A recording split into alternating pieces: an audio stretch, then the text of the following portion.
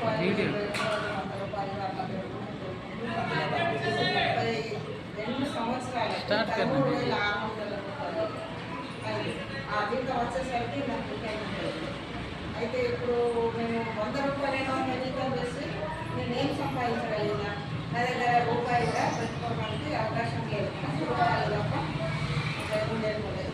4 పిల్లలు పెంచుకొని పెళ్లి చేసి జీరో. అయితే ఇప్పుడు నాకు ఇప్పుడు రిటైర్మెంట్ రేపు మా ఫస్ట్ ఉంది అనే ముందు మే నెలలో మా అంగన్వాడీ టీచర్ అంటే నాకు అప్లైన్ మాకు వచ్చేసి అమ్మాయి ఇక్కడ వాళ్ళ మీటింగ్ జరుగుతుంది చూడాలి రాకపోవడం వెళ్ళినా అదే రోజు అటెండ్ అయ్యాను. జాయిన్ అయ్యి గ్రూప్ క్యాంప్ పోయొచ్చిన నాకు 2 నెలలు వర్క్ చేసే అవకాశం దొరకలేదు. ఎందుకంటే నేను అప్పటికే జాబ్లోనే ఉన్నా. ఊరు మొత్తానికి నేను జాబ్ చేసిన. జూలై 1 నాడు నాకు అవకాశం వచ్చింది. నీకు రిటైర్మెంట్ వచ్చింది, అమ్మడు వచ్చిన నేను జీతం కాదు వెళ్ళిపోన్నాను. నేను అనుకున్నా నా మనసుకి నాకు ప్రెస్టీజ్ వచ్చింది కదా. నేను అప్పటికి జాయిన్ అయ్యి 2 నెలలు ఉన్నా. నాకు ప్రెస్టీజ్ ఉంది కదా, ఈ జీతంలో నేను ఇవ్వలేక ఏం సంపాదించుకున్నా నాకు అవసరం లేదు. ఎందుకంటే మంచి అవకాశం ఇచ్చి నా మనసుకు కలుసుకొని నేను బయటకు ఆ రోజు వెళ్ళిన 2వ రోజు నుంచి నేను ఫీల్ చేయడం మొదలుపెట్టింది. ఎందుకోసము ఈ వయసులో కూడా నాకు డబ్బు కావాలని తెలుసుకున్నా అంటే నాకు ఇప్పుడు చేతగాని రోజు నేను ఇన్ని రోజులు నాకు సత్తా ఉండే సంపాదించుకొని ఎట్లా ఊర్ల మధ్యన ఇప్పుడు నా చేసే జీవితం నేను ఎట్లా కట్టాను. పిల్లలు ఎవరి పిల్లలు పోషించుకోవడానికి వాళ్ళకే కష్టం ఉండాలి. ఈ రోజుల్లో భార్యాభర్తలు పనిచేసినా కానీ అత్తమామలను చూసుకునే స్థాయిలో ఎవరు కూడా లేదు. అందుకని నేను ఒక డిసైడ్ అయ్యాను. ఎందుకంటే నాకు శక్తి ఉంది, నాకు తెలివి ఉంది, నేను పని చేయగలుగుతాను. నాకు డబ్బు లేదు, డబ్బు ఉంటే మనిషికి విలువ ఉంది.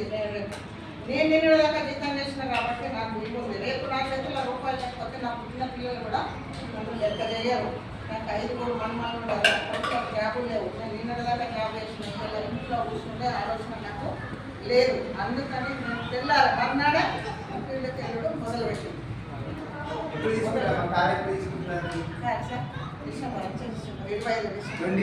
డిసెంబర్లో ఆమె దగ్గర క్లాస్ ఉంటుంది. మీరు ఉన్నారా ఇప్పుడు అర్థమవుతుందా? సార్ క్లాస్ చేయండి.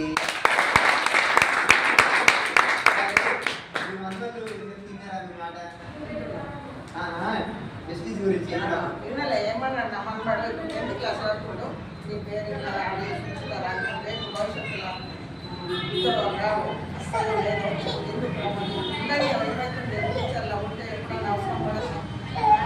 ఏది కంపెనీలో ఉంటాయా మనకు ఉద్యోగాలు వస్తాయి నమ్మకం ఉందా? నమ్మకం ఎడమాత్రం పోతే అప్పుడు ఏం చేయాలని అడిగింది.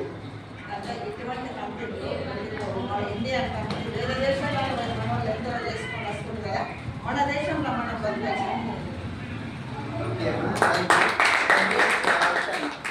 పోయి చెప్తే నాన్న అమ్మమ్మ పోయి చెప్తేనే మనవాడు రిజెక్ట్ చేసిండు. అర్థమైందా? రిజెక్షన్ ఉంటుంది. బట్